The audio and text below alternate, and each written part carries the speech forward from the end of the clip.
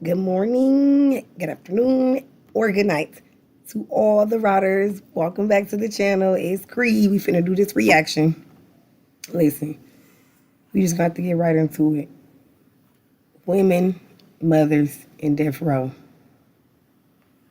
That's it. Let's just get into it. Decides to take the lives of her own children. In 1997, Susan Eubanks shot and killed her 4 sons in cold blood, leaving a community in shock. In this video, we talk about women on death row, mothers who took the lives of their own children. Before we begin, let us know in the comments, what time are you watching this video? And make sure to like and subscribe for more chilling true crime stories. 1.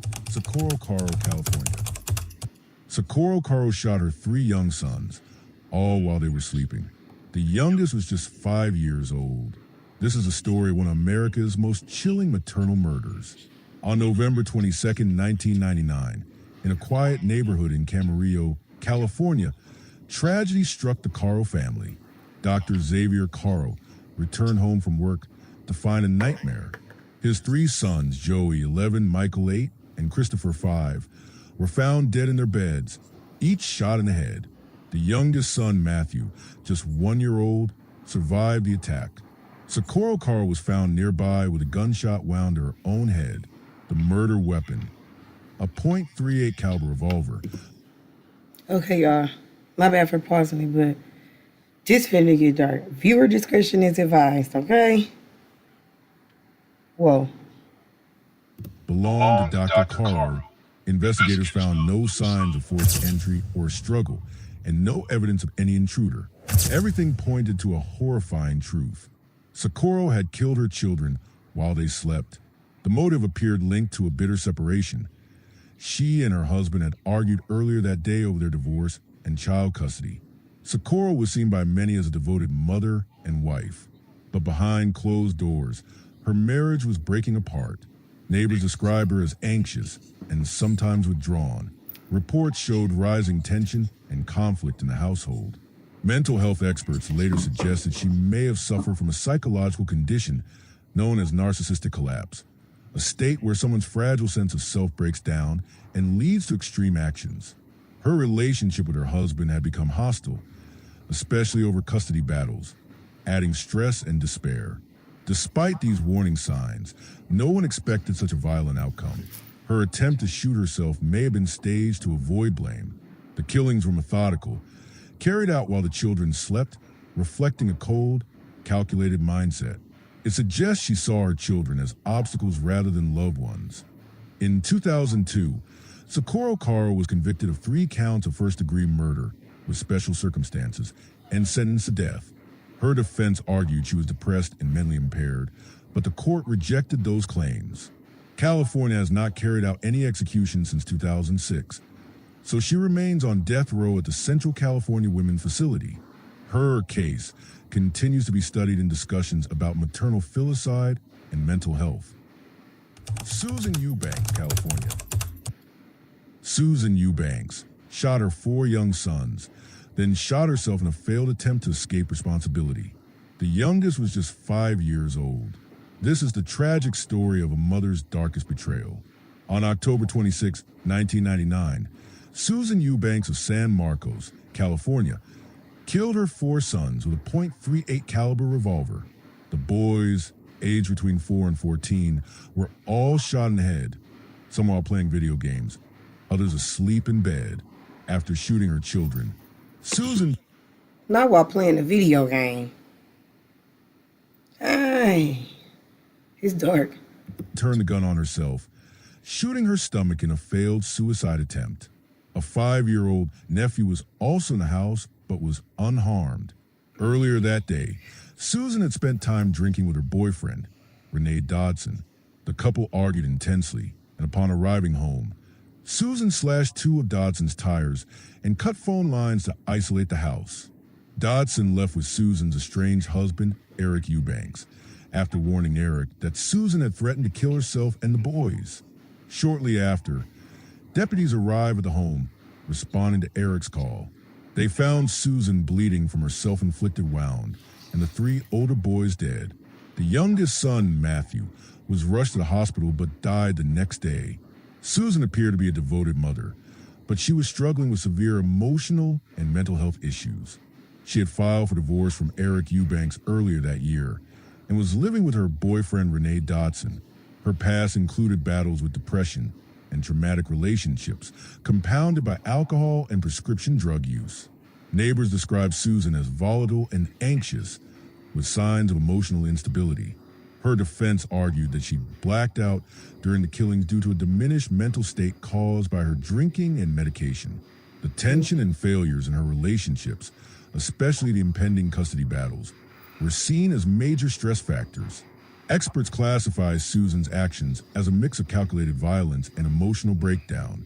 She reloaded her gun multiple times, indicating awareness and intent rather than impulsiveness. Her self-inflicted wound appeared more like a staged attempt to lessen her responsibility. This case highlights how untreated mental illness, substance abuse, and relationship turmoil can combine into a deadly outcome. Susan's act was not just rage. It was a tragic, cold attempt to control a life spiraling out of control. In 1999, Susan Eubanks was convicted of 4 counts of first-degree murder and sentenced to death. Her defense team presented her mental health struggles, but the jury ruled her guilty after only 2 hours of deliberation. Due to California's execution moratorium since 2006, she remains on death row at the Central California Women's Facility. Her case remains a somber reminder of the devastating effects of mental illness combined with personal crises. 3. Angela McAnulty, Oregon. Angela McAnulty starved her 15-year-old daughter to death. I wonder did anybody catch that in the last video? In the last little clip. They said 2002 when it happened. And then they said she was killed in 1999. We watching AI videos.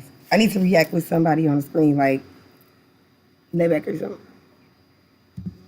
A slow, painful end inside their own home. This is a story of a mother's cruel neglect that shocked the community. In 2014 in Oregon, Angela McAnulty was charged with the death of her daughter, Destiny. Destiny was only 15 years old when she died from extreme malnutrition and neglect. Investigators found that Destiny had been severely underfed for months, suffering from starvation that led to organ failure. Angela kept her daughter isolated, refusing to provide adequate food or medical care. Neighbors reported hearing signs of distress, but did not fully understand the extent of the abuse. Authorities were alerted after Destiny's health deteriorated dramatically, leading to her tragic death. The evidence showed a pattern of ongoing neglect, not a sudden accident, but a deliberate and prolonged failure to care for a vulnerable child. Angela McAnulty was born in California and experienced trauma early in life when her mother was murdered when she was just 5 years old. After high school, Angela drifted into a troubled lifestyle, traveled with a carnival worker, and beginning to use drugs. In a later marriage, she had 2 sons and a daughter, but all 3 children were taken away by California Child Services due to neglect and abuse. Determined to rebuild her life, Angela regained custody of her daughter Jeanette Maples and married a long-haul truck driver. The family relocated to Oregon in 2006, where they had another son. Tragically, Jeanette died in 2009 from severe malnutrition and prolonged neglect. Investigators found that she had been deprived of adequate food and medical care for months, causing irreversible damage to her health and ultimately leading to her death. Despite warning signs, the neglect persisted, shocking the local community and raising awareness about the dangers of child neglect. Experts classify Angela's crime as fatal neglect, a form of abuse where the caregiver's failure to provide basic needs results in death. This differs from active violence, but is equally lethal in its effects. Psychologically, such offenders often exhibit denial, detachment, or rationalization of their neglect. In Angela's case, her isolation of Destiny suggests a controlling mindset, prioritizing control over compassion. This case highlights how neglect can be as deadly as direct violence, especially when combined with emotional detachment. Angela McAnulty was convicted of manslaughter and child neglect related to Destiny's death. She received a prison sentence, Specific years depend on the court ruling. The case raised awareness in Oregon about the dangers of child neglect and the need for vigilant community intervention. Angela remains incarcerated as of the latest reports. 4. Sandy Nieves, California.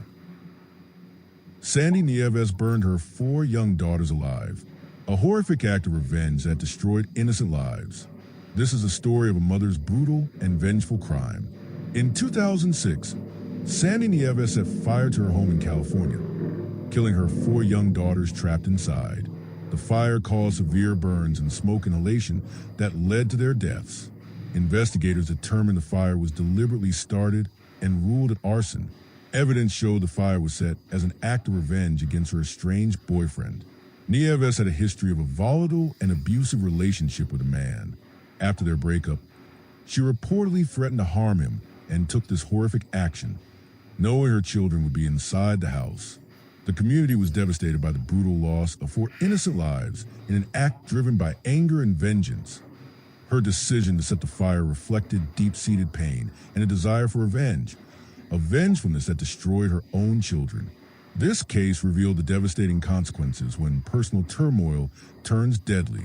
Sandy Nieves' crime reflects a deep-seated anger that overwhelmed her ability to control her actions.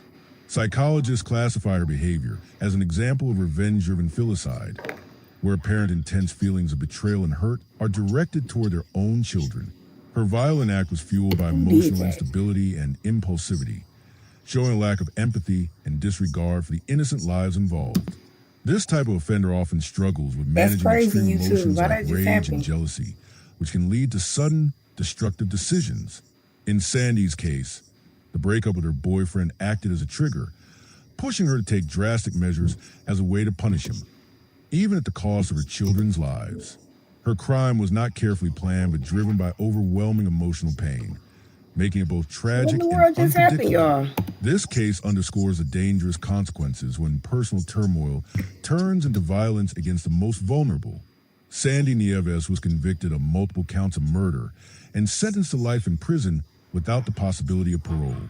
Her case remains a stark reminder of the dangers of domestic violence and emotional instability. She is currently serving her sentence in California. 5. Melissa Lucio, Texas. Lucio is accused of killing her 2.5-year-old daughter, a child too young to understand, lost in a tragic and controversial case. This is a story of a mother fighting for her life and her innocence. On February 17, 2007, emergency responders were called to... Okay, y'all, I don't know what just happened. My camera froze. The whole dang thing just went off. I can't even fix it. It's weird. I don't even know when it happened. But the video was finna be over, so... But my screen's still white. It's not... I don't know. I don't know what to say. It's always something. And my camera is still like froze or whatever. I don't know why though. I activated, deactivated it, activated, deactivated it. I mean, I'm still cute, froze like that, but it's always something. That was kind of sad, those stories we just heard, y'all. But let me get on up out of here. I hope y'all enjoy the rest of y'all morning, evening, noons, and nights.